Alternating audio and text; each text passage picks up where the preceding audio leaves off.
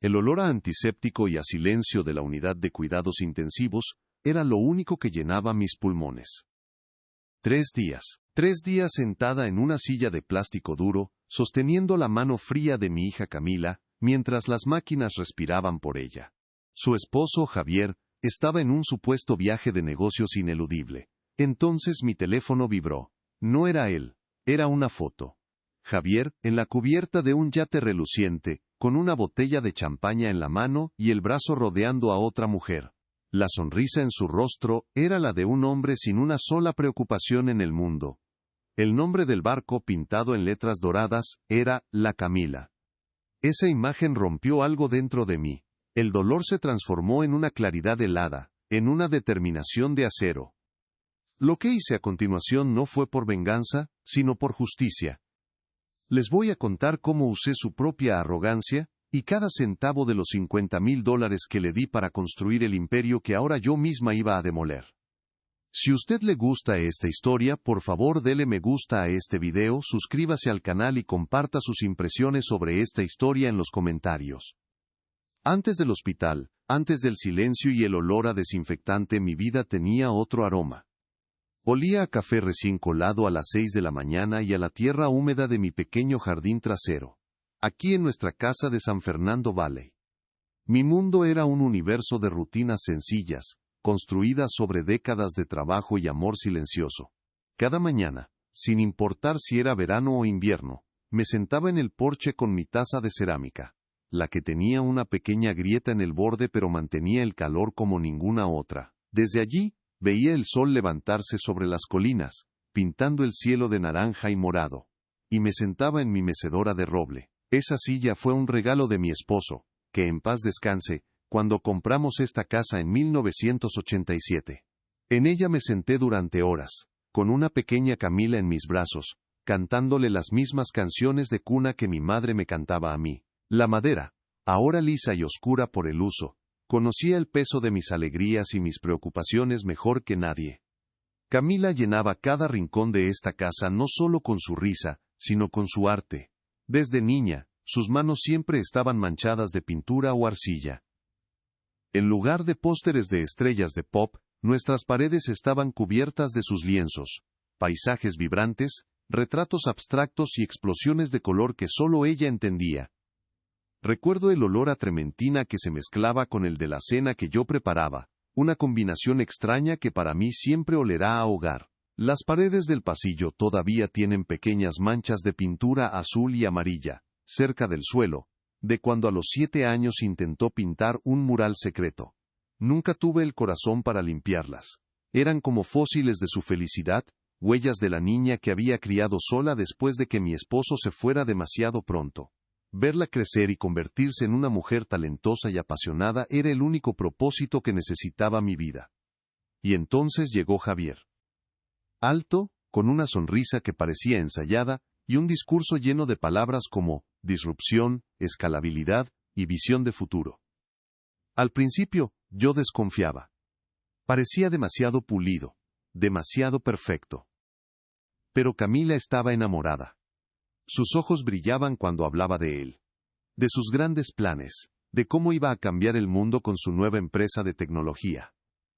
Mamá, él ve el mundo como yo lo veo, lleno de posibilidades, me dijo una noche, mientras lavábamos los platos juntas.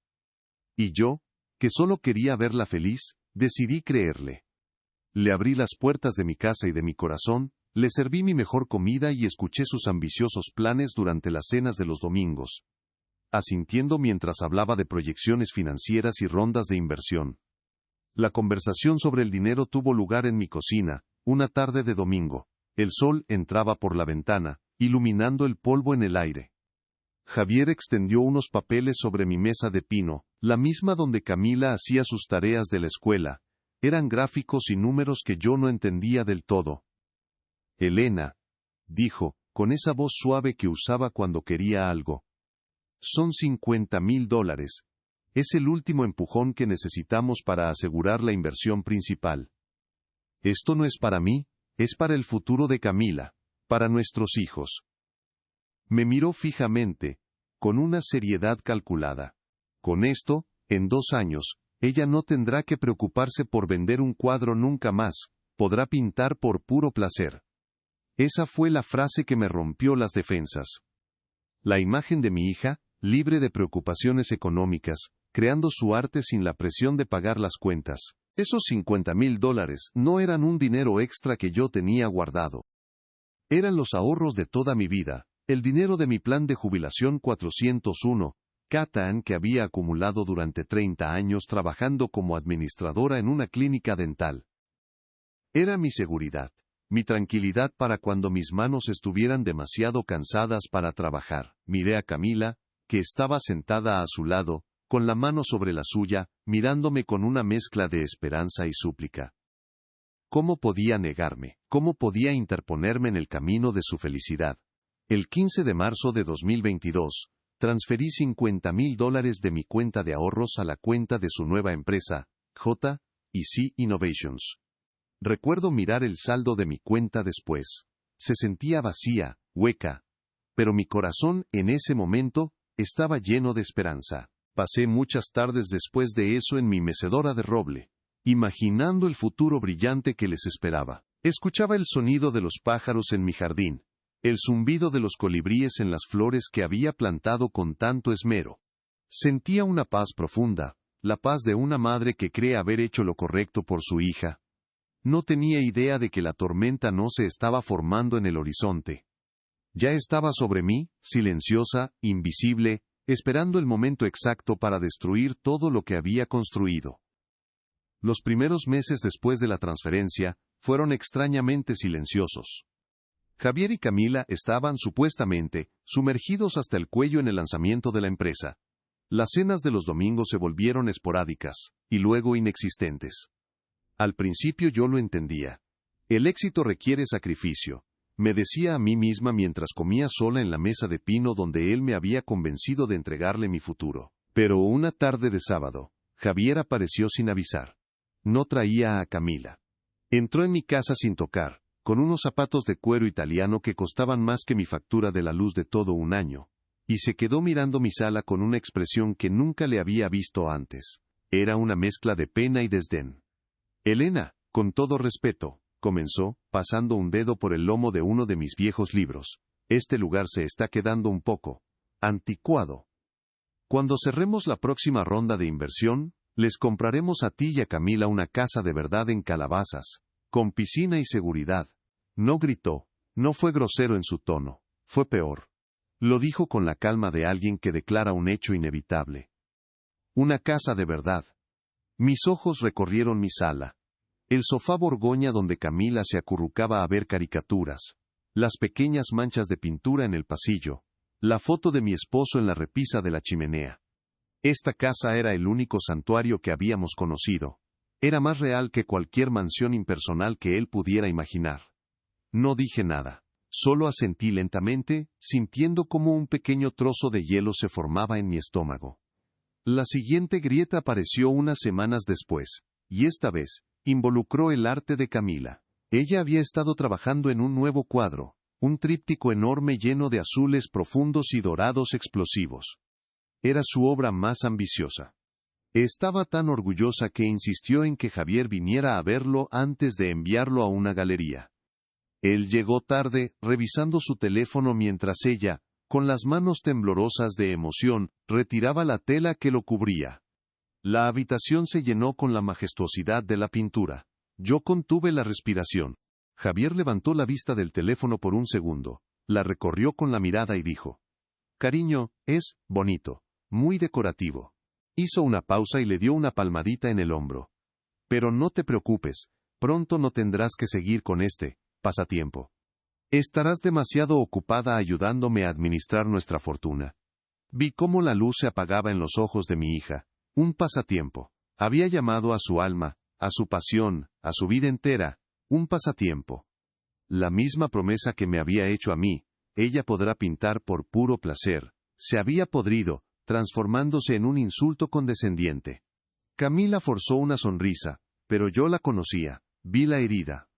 Esa noche, cuando él ya se había ido en el Mercedes-Benz negro, que ahora conducía, un arrendamiento de $950 al mes, según me dijo Camila, necesario para la imagen de la empresa, la encontré en su antiguo cuarto, mirando por la ventana. No lloraba, solo estaba quieta, y ese silencio era más desolador que cualquier sollozo.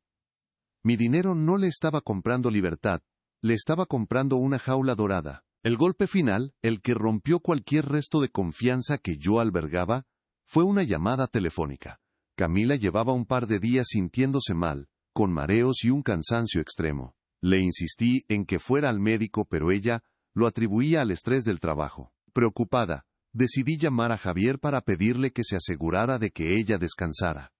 Lo llamé a su celular a las 3 de la tarde de un martes. Respondió al cuarto timbrazo, su voz ahogada por un ruido de fondo. Se oía música fuerte, risas, el tintineo de copas. «Elena, ¿qué pasa?» «Estoy en una reunión crucial con inversionistas», dijo, con un tono de fastidio.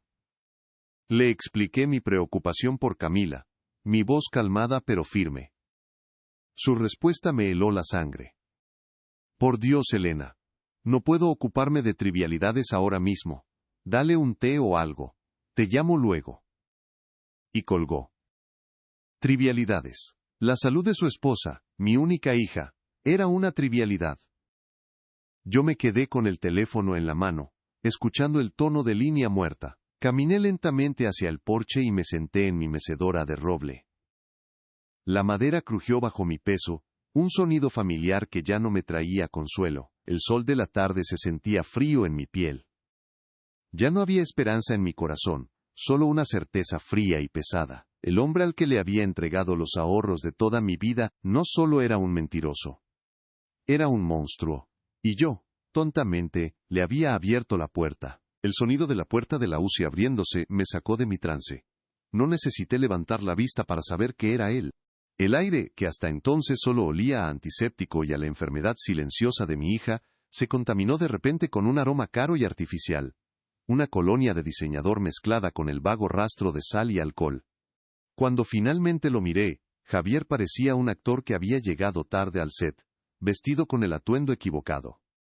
Llevaba una camisa de lino arrugada y unos pantalones caros, pero su rostro estaba hinchado y sus ojos, inyectados en sangre, no era el cansancio de la preocupación, sino el de una larga fiesta. Se acercó a la cama, evitando mi mirada, y le tocó el brazo a Camila con una delicadeza ensayada. «Cami, mi amor, estoy aquí», susurró. La hipocresía de esa frase fue tan densa que casi pude tocarla. Se giró hacia mí, forzando una expresión de agotamiento y dolor. «Elena, lo siento tanto. El vuelo se retrasó. La conexión era imposible. Ha sido una pesadilla». Me quedé en silencio por un largo momento, dejando que sus mentiras flotaran en el aire estéril entre nosotros. Dejé que el zumbido de las máquinas llenara el espacio que mis palabras no ocuparían. Él se removió, incómodo bajo mi escrutinio. «¿Cómo está ella? ¿Han dicho algo los médicos?», preguntó, su voz sonando hueca, como un eco en una habitación vacía. En lugar de responder, saqué mi teléfono del bolsillo, lo desbloqueé y se lo extendí. La pantalla brillaba con la imagen del yate, del champán, de la otra mujer. La sonrisa despreocupada de Javier nos miraba desde un mundo de sol y lujo, un universo de distancia de esta habitación verde pálido, donde su esposa luchaba por respirar. Él miró la pantalla, y su rostro pasó por una rápida sucesión de máscaras. Primero confusión, luego un destello de pánico, y finalmente, una ira fría y desafiante. «¿De dónde sacaste esto?», siseó, su voz perdiendo toda pretensión de amabilidad.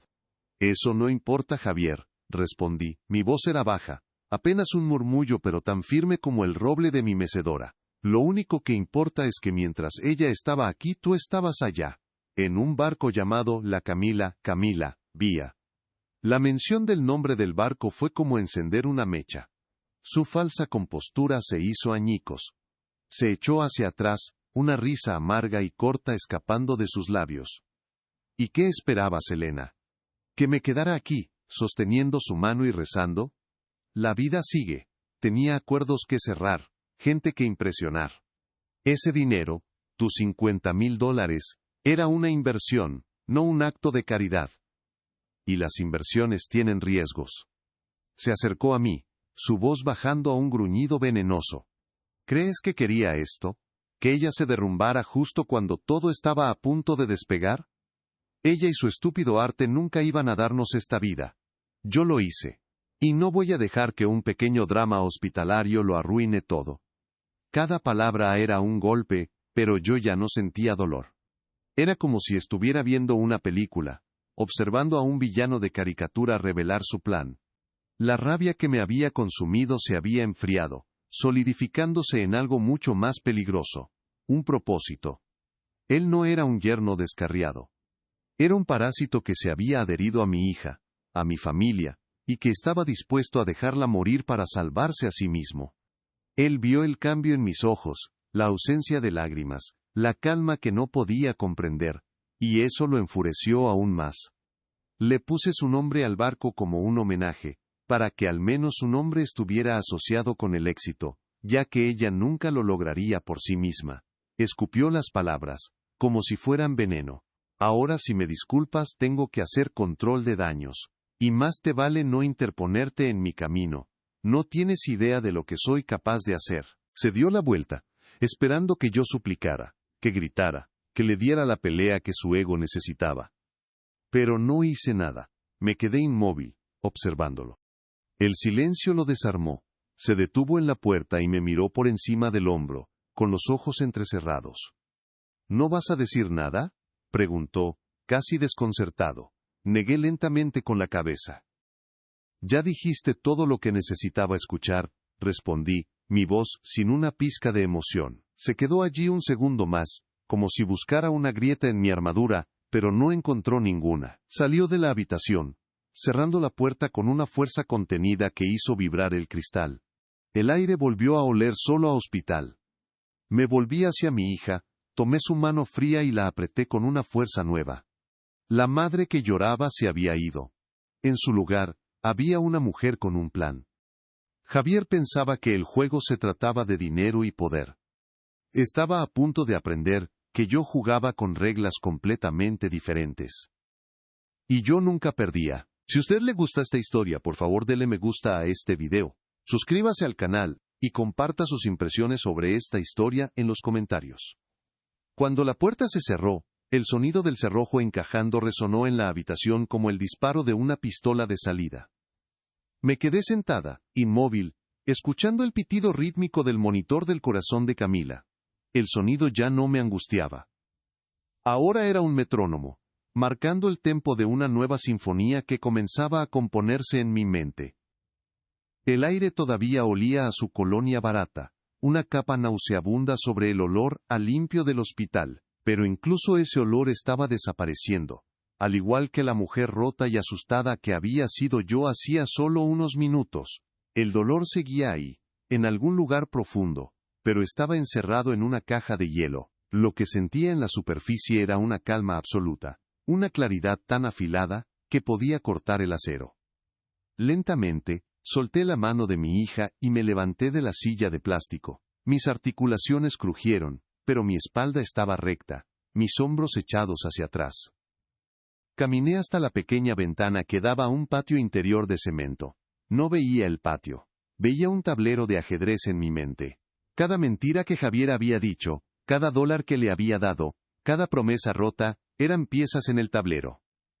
Él había hecho su jugada, una jugada arrogante y descuidada, creyendo que su reina era invencible, y que mi rey ya estaba en jaque mate. No se dio cuenta de que yo no era el rey.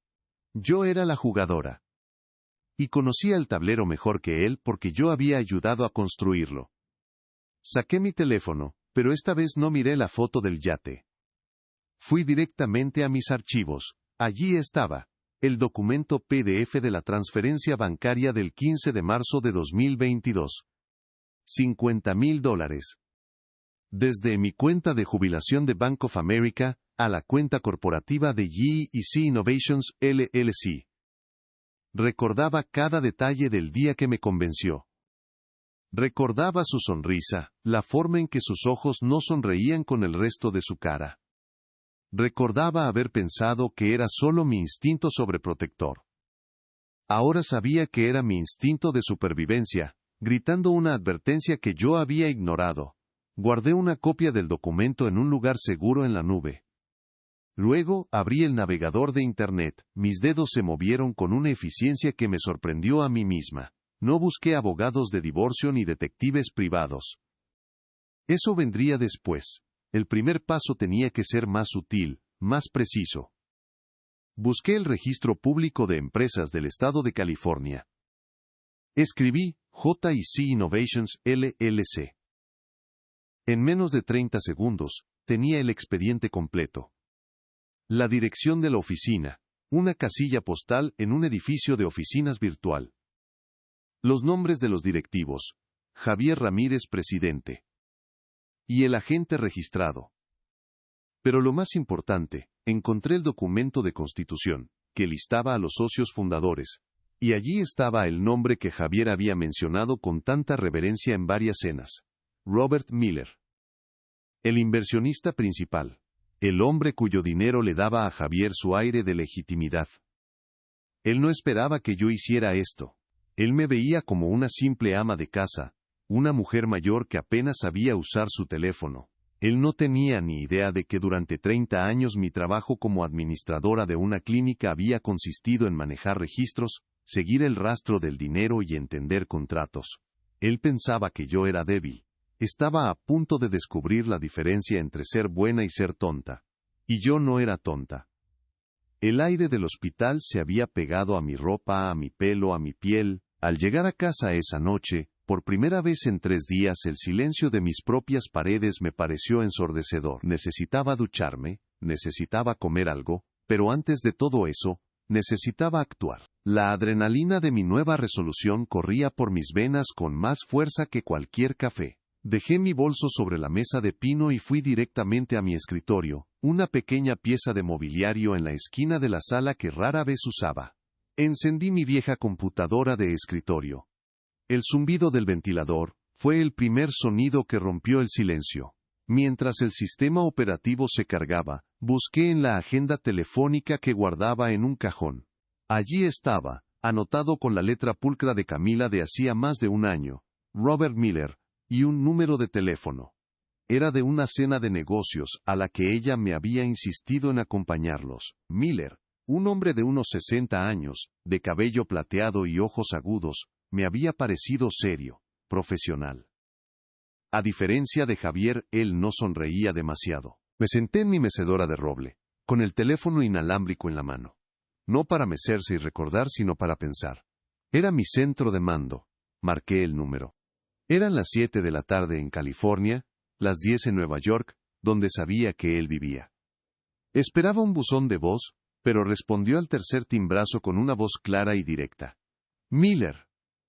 Tomé una respiración profunda, no de nerviosismo, sino para estabilizar mi voz. Señor Miller, mi nombre es Elena Morales. Soy la madre de Camila, la esposa de Javier Ramírez. Hubo una pausa. Sí, la recuerdo. La cena en Espago, ¿está todo bien? Su tono era cortés pero distante. No, señor Miller, no todo está bien, dije, mi voz tan calmada como la superficie de un lago helado. Le llamo porque usted es un inversionista en J&C Innovations. Y yo también lo soy. Invertí $50,000 de mis ahorros de jubilación el 15 de marzo de este año, y me preocupa profundamente el uso que se le está dando a los fondos de la compañía. Le conté todo. No con emoción, sino con hechos. La fecha de la transferencia. La condición crítica de Camila en la UCI del Cedar Sinai, habitación 512. El supuesto viaje de negocios de Javier. Y finalmente, la foto. Le describí la imagen con un detalle clínico. El nombre del barco, la botella de Moet y Chandon, la fecha y hora en que la recibí. Señor Miller, concluí. No le pido que haga nada. Solo creo que como socio principal, tiene derecho a saber que el presidente de su compañía está usando los activos de la empresa para entretenimiento personal en las Bahamas, mientras su esposa y cofundadora nominal está conectada a un respirador. El silencio al otro lado de la línea fue largo y pesado. Pude oír el sonido débil de unos papeles siendo revueltos. Señora Morales, dijo finalmente, y su voz había perdido toda la distancia. Ahora era afilada como un cuchillo. Gracias por esta llamada. Lamento profundamente lo de su hija. Voy a encargarme de esto. Inmediatamente. No dijo más. Colgó. Yo me quedé sentada en la oscuridad creciente, con el teléfono en mi regazo. La primera pieza había sido movida.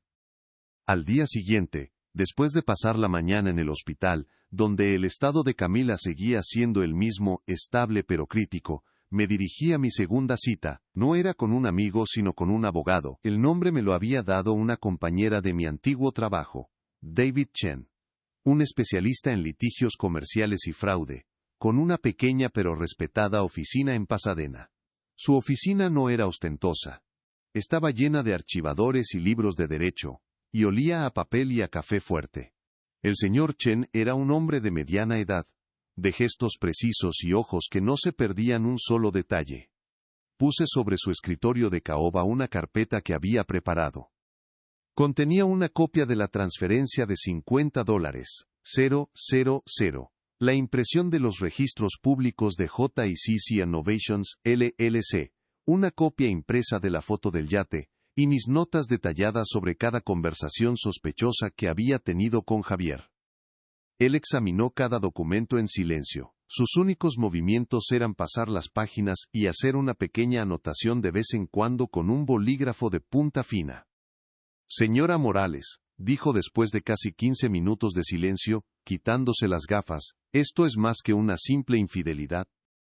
Esto tiene todos los indicios de fraude y malversación de fondos corporativos. Su inversión le da derechos.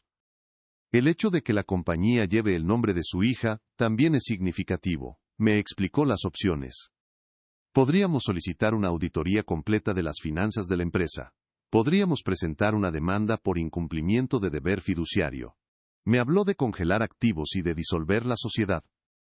Cada opción era un paso en un camino largo y costoso. Mi tarifa es de $450 por hora. Necesitaré un anticipo de $5,000 para empezar a trabajar en su caso. El primer paso será enviar una carta de preservación de pruebas a Javier y a la empresa, y una solicitud formal de todos los registros financieros desde su creación. Saqué mi chequera. Escribí el cheque por $5,000 sin dudarlo. Era casi todo lo que me quedaba, pero no era un gasto. Era la segunda inversión más importante de mi vida. Mi teléfono empezó a sonar justo cuando salía de su oficina. Era Javier. Ignoré la llamada. Volvió a sonar. Y otra vez. 10 llamadas perdidas, en los 5 minutos que tardé en llegar a mi coche. Finalmente, me envió un mensaje de texto, escrito todo en mayúsculas. ¿Qué demonios hiciste? Miller congeló las cuentas. Llámame ahora. Miré el mensaje. Sentí un escalofrío, pero no de miedo. Era la confirmación de que el tablero de ajedrez había girado. Decidí contestar. No para discutir, sino para establecer las nuevas reglas. Hola Javier, dije, mi voz tranquila. Elena, arregla esto. Lo que sea que le dijiste a Robert, arréglalo ahora mismo. Estás destruyendo mi compañía. ¿Nuestro futuro? Gritó, su voz distorsionada por el pánico y la furia. No es tu compañía, Javier. Es J&C Innovations. Y la C está en una cama de hospital por el estrés al que la sometiste. Respondí con calma. Voy a demandarte. Te quitaré esa casa miserable. No sabes con quién te estás metiendo. Cualquier comunicación futura, dije, recitando las palabras que el señor Chen me había instruido, debe ser dirigida a mi abogado, David Chen. Te enviará sus datos de contacto en breve. No vuelvas a llamarme. Y colgué. Me senté en mi coche, en el estacionamiento de Pasadena, con el sol de la tarde entrando por el parabrisas. El contraataque no había hecho más que empezar. Y por primera vez en mucho tiempo, sentí que podía volver a respirar. Los días que siguieron se convirtieron en un ritual de disciplina y contención. Mi vida se dividió en 3 actos diarios, cada uno con su propio escenario y propósito. Por la mañana, el hospital. Por la tarde, la oficina del señor Chen. Por la noche, mi mesa de pino se transformaba en un centro de comando de guerra. El pánico de Javier, que al principio llegaba a mi teléfono en forma de mensajes de texto furiosos y llamadas perdidas, se transformó en un silencio tenso y amenazador. Era el silencio de una bestia acorralada que planea su próximo ataque. Pero yo no le tenía miedo, estaba demasiado ocupada construyendo su jaula. El señor Chen trabajaba con la eficiencia de un cirujano. El 28 de mayo, apenas una semana después de nuestra primera reunión, se presentó la petición formal ante el Tribunal Superior de Los Ángeles, caso civil No. 23 STCV 04588. La petición solicitaba una auditoría forense completa y una orden de restricción temporal para impedir que Javier moviera o liquidara cualquier activo de la compañía. La carta de preservación de pruebas, un documento de 3 páginas que le prohibía legalmente destruir cualquier registro, fue enviada por correo certificado a su casilla postal y por correo electrónico a la dirección oficial de la empresa. Su abogado, un hombre de una firma grande y cara del centro, respondió con una carta llena de indignación y amenazas de una contrademanda por difamación. El señor Chen simplemente me la reenvió con una nota. ¿Están nerviosos? Bien. La primera tanda de documentos llegó el 15 de junio. 2 cajas de cartón llenas de estados de cuenta bancarios, facturas de tarjetas de crédito corporativas y libros de contabilidad. El abogado de Javier había cumplido con la solicitud de descubrimiento, pero de la forma más obstructiva posible. Todo estaba desordenado, sin cronología. Esperaban que yo, la vieja ama de casa, me ahogara en un mar de papel. No sabían que durante 30 años, mi trabajo había consistido precisamente en esto. Encontrar orden en el caos, seguir el dinero hasta su origen. Esa noche, preparé una cafetera entera, puse música clásica suave en un viejo reproductor de CD y me senté a la mesa. Saqué mis resaltadores de colores, amarillo para gastos de viaje, rosa para comidas y entretenimiento, verde para compras de equipo, y azul para cualquier cosa que pareciera sospechosa. Las primeras horas fueron un estudio de la arrogancia de Javier. Los gastos eran descarados. Una cena de $1.800 en el restaurante Providence, listada como reunión con inversionistas, el 10 de mayo, cuando Camila ya estaba sintiéndose mal. Un cargo de $8.200 en una boutique de relojes suizos en Rodeo Drive, anotado como regalos corporativos. El arrendamiento del Mercedes-Benz, $950 al mes. Pero lo más insultante fue el cargo del fin de semana del yate. No había sido un regalo de un amigo. Había sido alquilado. La factura de Bahamas Luxury Charters era de $12.500.00, pagados con la tarjeta American Express corporativa, el día antes de que Camila colapsara. Usó el dinero de la compañía, mi dinero, el dinero de Miller, para pagar el escenario de su traición. Cada número que resaltaba en rosa o amarillo era una bala más en el cargador que estaba preparando. Trabajé así durante 3 noches seguidas, durmiendo apenas 4 horas. Mis ojos ardían por el cansancio, pero mi mente estaba más lúcida que nunca. En la tercera noche, alrededor de las 2 de la madrugada, lo encontré. Estaba escondido en los libros de contabilidad, una línea de pago recurrente que no correspondía a ninguna factura. Pagos mensuales de $7.500 a una entidad llamada Orchid Bloom Consulting LLC. La descripción era vaga. Servicios de consultoría estratégica. No había contrato, no había dirección física, solo un número de cuenta en un banco de Delaware.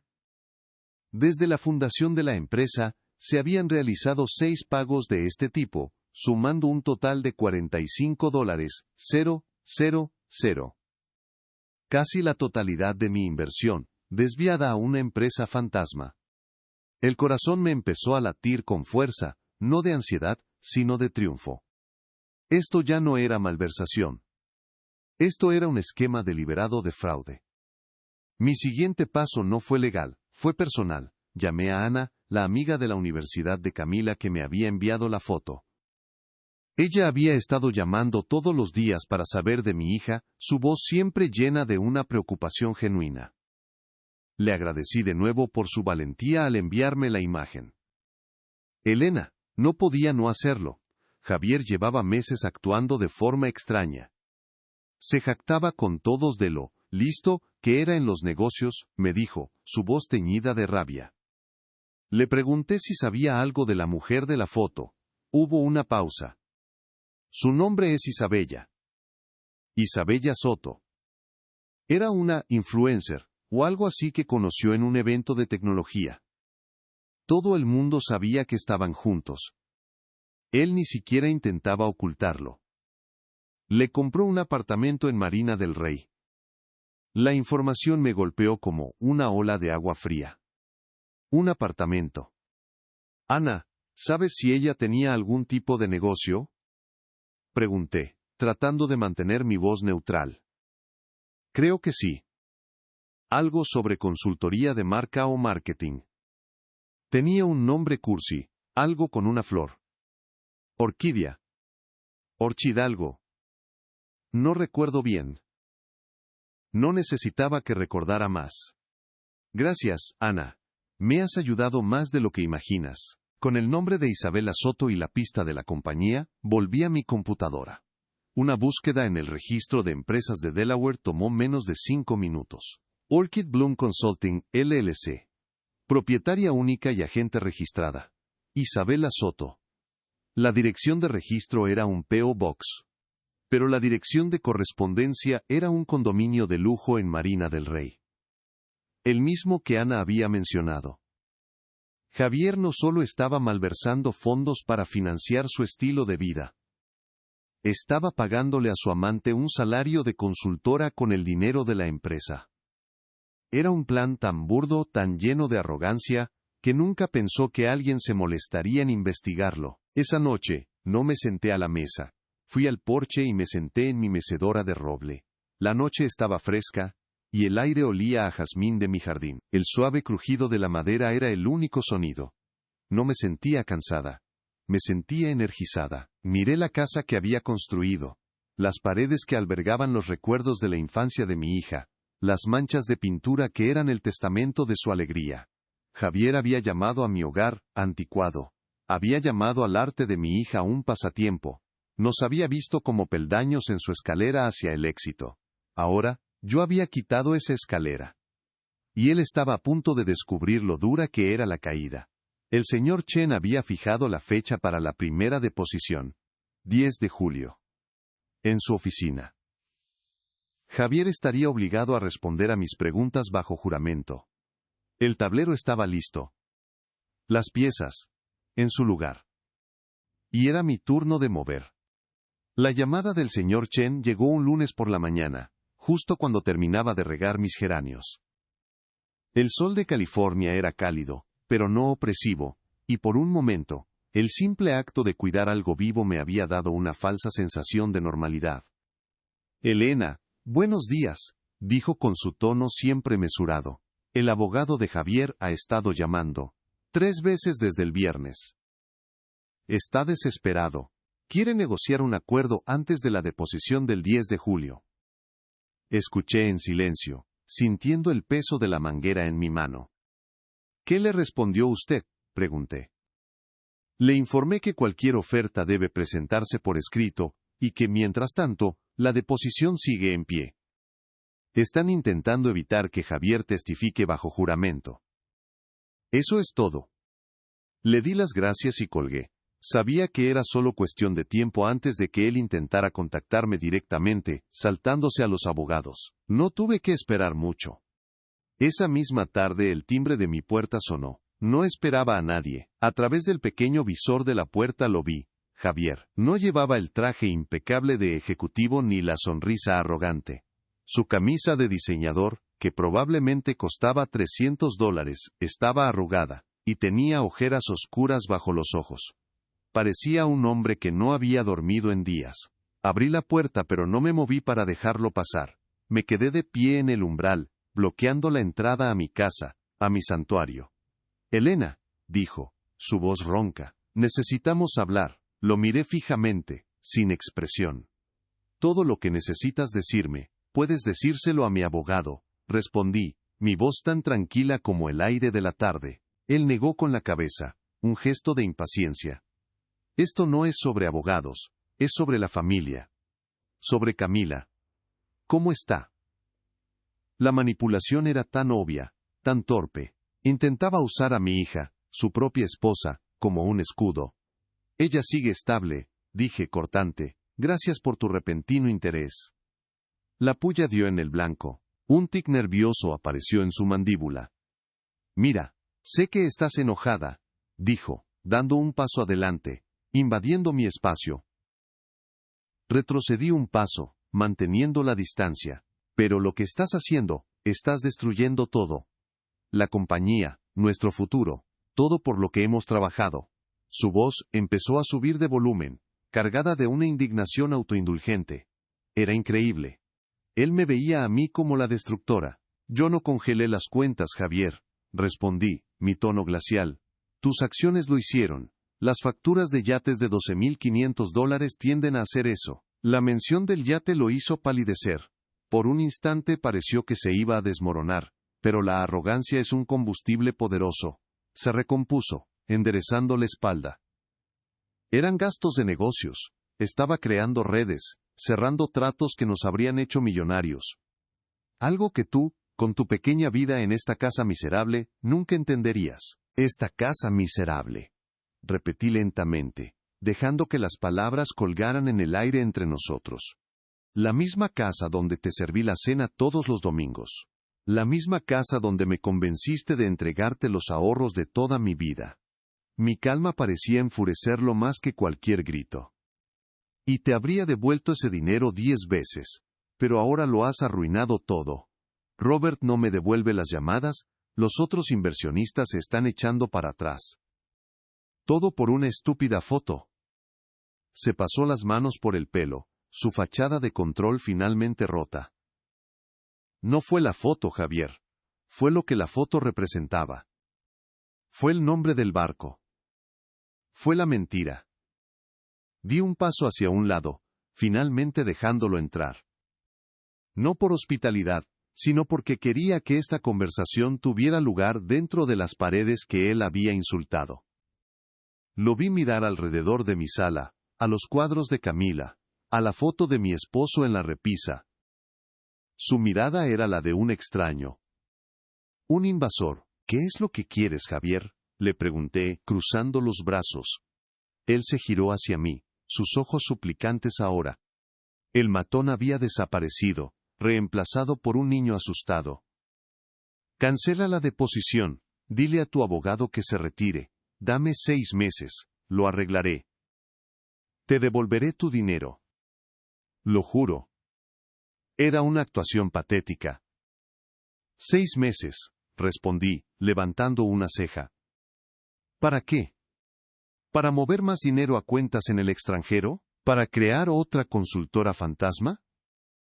Vi un destello de pánico puro en sus ojos cuando mencioné la consultora. Bingo.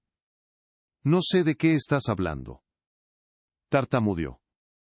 Oh, creo que sí lo sabes.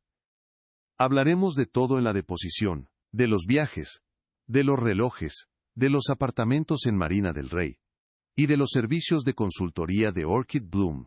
Estoy segura de que a Isabela Soto le encantará que su nombre aparezca en un registro judicial. El color desapareció por completo de su rostro. Se tambaleó hacia atrás, apoyándose en la pared junto a la puerta. Estaba acabado, y lo sabía. Elena, por favor, susurró, su voz apenas audible. Te lo ruego. No hagas esto. Te pagaré ahora mismo lo que pueda. Su desesperación era palpable, pero no sentí ni una pizca de lástima, solo un frío y profundo desprecio. No tienes nada que negociar conmigo, Javier, dije, caminando hacia la puerta y abriéndola de nuevo. El tiempo de las conversaciones se acabó el día que decidiste que un viaje en yate era más importante que tu esposa. Ahora, habla con el señor Chen. Y no vuelvas a mi casa nunca más. Se quedó mirándome un segundo más, sus ojos buscando cualquier rastro de la mujer dócil que creía conocer. No encontró nada. Salió en silencio, un hombre derrotado. Cerré la puerta y eché el cerrojo. El sonido fue definitivo. Caminé hacia mi mecedora de roble y me senté. El 10 de julio no podía llegar lo suficientemente pronto. El 10 de julio llegó con un cielo gris y plomizo sobre Los Ángeles, como si el clima mismo estuviera conteniendo la respiración. La sala de conferencias del señor Chen no era grande, pero esa mañana se sentía inmensa y fría. El aire acondicionado zumbaba suavemente, un sonido monótono que hacía poco por calmar la tensión palpable. Me senté a la derecha del señor Chen, con la espalda recta contra el cuero frío de la silla. Frente a nosotros, Javier y su abogado, un hombre de rostro adusto y traje caro, ocupaban el otro lado de la larga mesa de caoba pulida. Javier evitaba mi mirada. Su traje de $1,500 parecía colgarle de los hombros como si fuera prestado, y una fina capa de sudor brillaba en su frente a pesar del frío de la sala. Parecía un animal enjaulado, sus ojos moviéndose nerviosamente de su abogado a la grabadora digital en el centro de la mesa. En una gran pantalla de televisión montada en la pared, el rostro severo de Robert Miller nos observaba a través de una videollamada desde Nueva York. Su presencia, aunque virtual, llenaba la habitación con una autoridad gélida. Había insistido en estar presente. El señor Chen comenzó la deposición con una formalidad metódica. Su voz era un instrumento de precisión. Señor Ramírez, ¿podría indicar para el registro su nombre completo y su cargo en J&C Innovations LLC? Javier carraspeó, su voz sonando extrañamente delgada. Javier Ramírez. Presidente Icino, el señor Chen asintió, abriendo una carpeta. Excelente. Señor Ramírez, vamos a revisar algunos gastos de la tarjeta American Express corporativa, comenzando en abril de este año. ¿Podría explicar la naturaleza de un cargo por $12,500 a Bahamas Luxury Charters? El abogado de Javier se irguió. Objeción. Relevancia. El señor Chen ni siquiera lo miró. Su objeción queda registrada. Señor Ramírez, por favor responda a la pregunta. Javier tragó saliva. Era un evento de networking. Para cultivar relaciones con potenciales inversionistas. Ya veo, dijo el señor Chen pasando a la siguiente página. ¿Y el cargo de $8,200 en Swiss Time Pieces of Beverly Hills? ¿También era para networking? Regalos corporativos, espetó Javier, su irritación comenzando a aflorar. Es estándar en la industria. El interrogatorio continuó así, durante casi una hora. Un goteo constante de preguntas sobre cenas lujosas, suites de hotel y ropa de diseñador. Todo justificado por Javier, con una creciente desesperación como costos necesarios para hacer negocios. Yo permanecí en silencio, observándolo. Vi cómo su confianza se desmoronaba con cada factura, cómo su fachada de hombre de negocios exitoso se agrietaba para revelar al estafador que había debajo. La calma en mi rostro parecía desestabilizarlo más que cualquier acusación. Entonces, el señor Chen sacó una nueva carpeta. Esta era más delgada. Señor Ramírez, ahora me gustaría preguntarle sobre una serie de 6 pagos, cada uno por $7,500, hechos a una entidad llamada Orchid Bloom Consulting LLC. ¿Puede decirnos qué servicios de consultoría proporcionó esta empresa? Vi cómo el nombre aterrizaba en la habitación. Javier se quedó completamente inmóvil, como si le hubieran dado una descarga eléctrica. El color desapareció de su rostro, dejando una palidez cerosa. Su abogado se inclinó y le susurró algo al oído, pero Javier no pareció escucharlo. Yo. No recuerdo los detalles específicos, tartamudeó. ¿No los recuerda? Insistió el señor Chen, su voz ahora con un filo de acero. $45,000 de los fondos de la compañía, casi la totalidad de la inversión inicial de la señora Morales, y no recuerda para qué eran. Permítame refrescarle la memoria. La propietaria única de Orchid Bloom Consulting es una tal Isabela Soto. ¿Le suena ese nombre? Fue entonces cuando se rompió. Javier golpeó la mesa con el puño, haciendo que los vasos de agua temblaran. Esto es un circo, es un ataque personal. Todo porque esta mujer amargada no puede soportar ver a alguien tener éxito. Su voz era un grito agudo, lleno de pánico. Ella está tratando de arruinarme. Antes de que su abogado pudiera detenerlo. La voz profunda y resonante de Robert Miller llenó la habitación desde el altavoz de la pantalla. Suficiente, señor Ramírez. El silencio fue instantáneo. Todos, incluido el abogado de Javier, se giraron hacia la pantalla. La mirada de Miller era implacable. Mi equipo legal y yo hemos revisado la evidencia preliminar proporcionada por la señora Morales, los gastos del yate, los pagos a la compañía de su amante. No estamos hablando de una simple demanda civil, Javier. Estamos hablando de fraude electrónico y malversación. Mi firma presentará cargos criminales contra usted a primera hora de mañana. La amenaza de la cárcel, esa fue la palabra que lo aniquiló. Javier se desplomó en su silla, el aire saliendo de sus pulmones en un silbido. Miró a través de la mesa, sus ojos finalmente encontrando los míos. Ya no había arrogancia en ellos, solo un odio desnudo y patético. Tú, sisió, su voz temblando de rabia impotente. Tú hiciste esto, vieja estúpida. No podía soportar la idea de que yo sacara a tu hija de esa pocilga en la que viven. Preferiste pudrirte en tu casucha antes que ver a Camila tener una vida de verdad. Por primera vez en toda la mañana, hablé. Mi voz era baja pero cortó el aire tenso de la habitación. Esa casucha, como la llamas, es el hogar donde tu esposa creció. Donde pintó sus primeros cuadros en las paredes y donde yo le enseñé a ser una mujer honesta y trabajadora, valores que tú, evidentemente, nunca entendiste. Me levanté lentamente recogiendo mi bolso. Mi movimiento pareció sacudir a todos de su parálisis. Todo lo que hice, Javier, fue encender la luz. Tú fuiste quien trajo toda esta oscuridad a nuestra familia. Y ahora, tendrás que aprender a vivir en ella. Me di la vuelta y caminé hacia la puerta sin mirar atrás. La deposición ha terminado. Tengo que ir al hospital a ver a mi hija, la verdadera dueña del nombre que manchaste. El sonido de la puerta cerrándose detrás de mí fue el punto final más satisfactorio que jamás había escuchado. El juego había terminado. Y yo había ganado. Han pasado 6 meses desde aquel día en la sala de conferencias. El olor a antiséptico finalmente ha abandonado mi ropa y mis recuerdos, reemplazado por el aroma familiar de la trementina y el café recién colado que ahora impregna mi casa otra vez. La recuperación de Camila fue un camino largo y silencioso, un paso a la vez, pero cada día, un poco de su luz regresaba. Ahora su antiguo cuarto vuelve a ser su estudio. Hay un lienzo enorme apoyado contra la pared, casi tan alto como ella. Una explosión de naranjas feroces y azules profundos que luchan y se abrazan en la tela. Dice que todavía no sabe cómo se llamará, pero yo sí lo sé. Se llama supervivencia.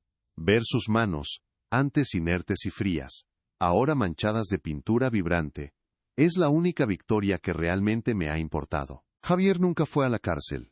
Su abogado negoció un acuerdo para evitar los cargos criminales de fraude que Robert Miller estaba listo para presentar.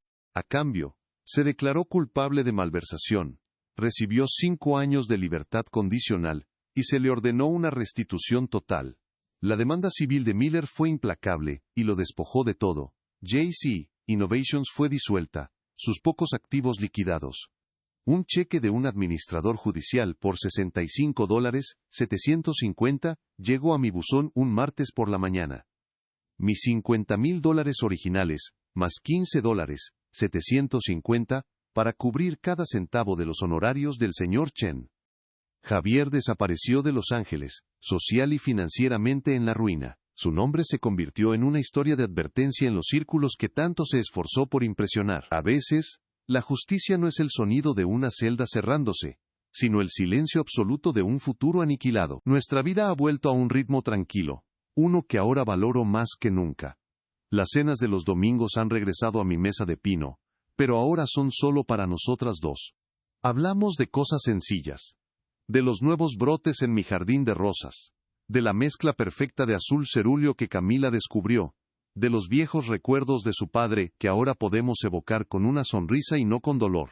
La casa que él llamó miserable, nunca se ha sentido más como un santuario.